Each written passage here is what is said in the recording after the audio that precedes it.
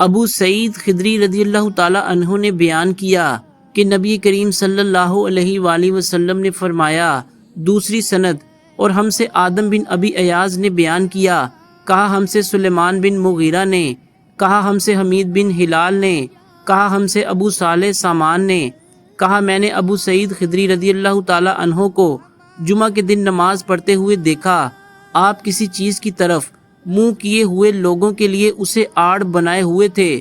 ابو معید کے بیٹوں میں سے ایک جوان نے چاہا کہ آپ کے سامنے سے ہو کر گزر جائے۔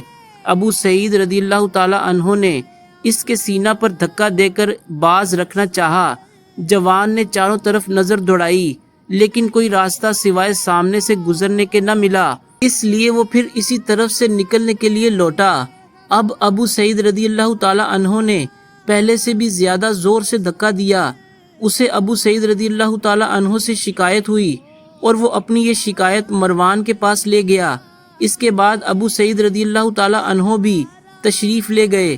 مروان نے کہا، اے ابو سعید، آپ میں اور آپ کے بھتیجے میں کیا معاملہ پیش آیا؟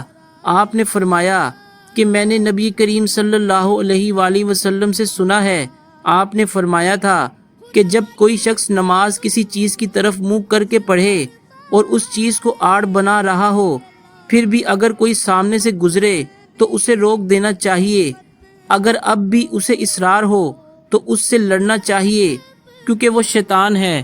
صحیح بخاری حدیث نمبر 509۔